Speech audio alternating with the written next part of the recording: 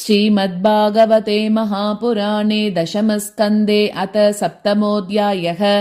राजोवाच येन येनावतारेण भगवान् हरिरीश्वरः करोति कर्णरम्याणि मनोज्ञानि च नः प्रभो। यच्छृण्वतोपैत्यरतिर्वितृष्णा सत्त्वं च शुध्यति अचिरेण पुंसः।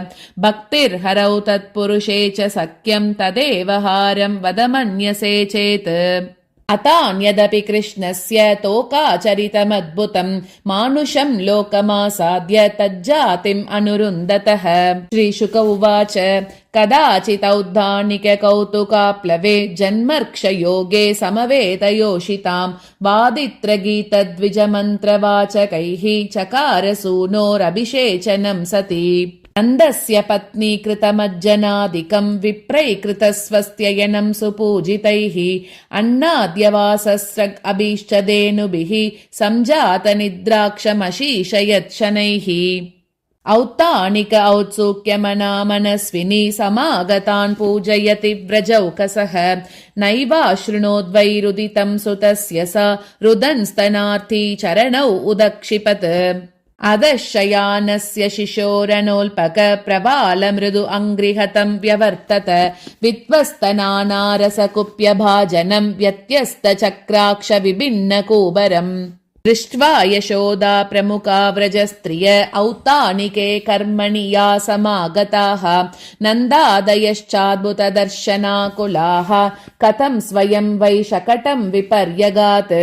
ऊचूरव्यवसितमतीन् गोपान् गोपीश्च बालकाः रुदतानेन पादेन क्षिप्तम् एतन्न संशयः। न ते श्रद्धदिरे गोपा बालभाषितमित्युत अप्रमेयं बलं तस्य बालकस्य न ते विदुः। रुदन्तं सुतमादाय यशोदाग्रह शङ्किता कृतस्वस्त्ययनं विप्रैः सूक्तैस्तनमपाययत्। पूर्ववत् स्थापितं गोपैः बलिभिः सपरिच्छदम् विप्राहूत्वार्चयाञ्चक्रुः तत्यक्षतकुशाम्बुभिः।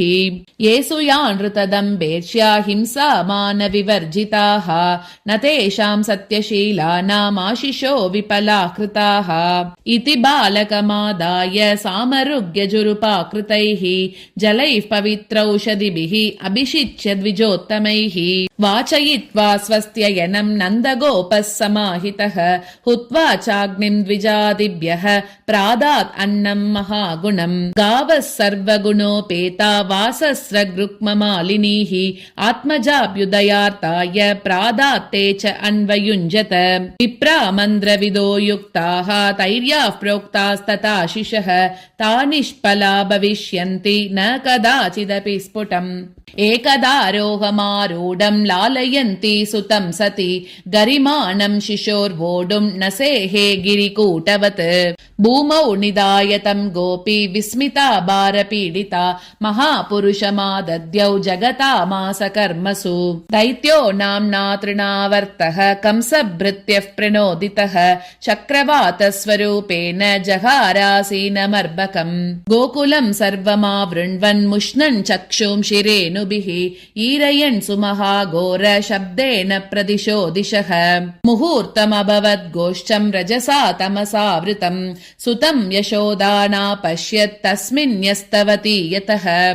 नापश्यत् कश्चनात्मानं परं चापि विमोहितः तृणावर्तनिसृष्टाभिः शर्कराभिरुपद्रुतः। इति गरपवनचक्रपांसु वर्षे सुतपदवीमबला विलक्ष्य माता अतिकरुणं मनुस्मरन्ति अशोचत् भुवि पतिता मृतवत्सका यथा गौः।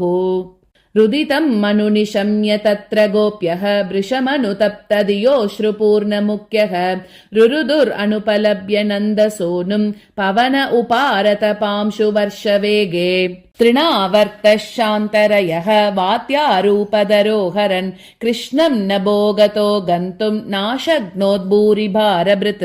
तम् अश्मानं मन्यमान आत्मनो गुरुमत्तया गले गृहीत उत्स्रष्टुं नाशक्नोत् अद्भुतार्भकम्। गलग्रहणनिश्चेष्टः दैत्यो निर्गतलोचनः अव्यक्तरावो न्यपतत् सह बालो व्यसुर्व्रजे।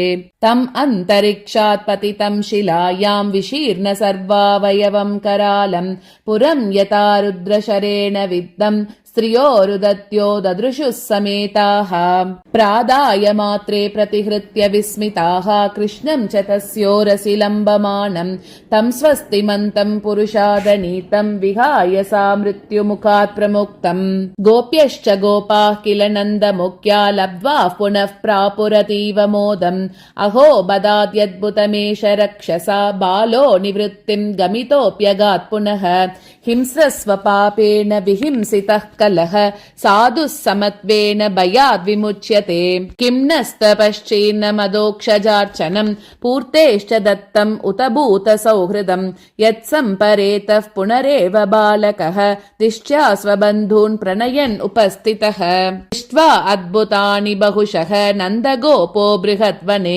वसुदेव वचो भूयः मानयामास विस्मितः एकदार्भकमादाय स्वाङ्गमारोप्य भामिनी प्रस्नुतं पाययामास स्तनं स्नेहपरिप्लुता पीतप्रायस्य जननी सा तस्य रुचिरस्मितं मुखं लालयति राजन् जृम्भतो ददृशे इदम् कं रोदसी ज्योतिरनीकमाशाः सूर्येन्दुवह्निश्वसनाम्बुदींश्च द्वीपान्नगांस्तद्दुहितृवनानि भूतानि यानि स्थिरजङ्गमानि सा वीक्ष्य विश्वं सहसा राजन् सञ्जातवेपतुः सम्मील्य मृगशावाक्षी नेत्रे आसीत् सुविस्मिता इति श्रीमद्भागवते महापुराणे पारमहंस्यां संहितायां दशमस्कन्धे पूर्वार्धे तृणावर्तमोक्षो नाम सप्तमोऽध्यायः।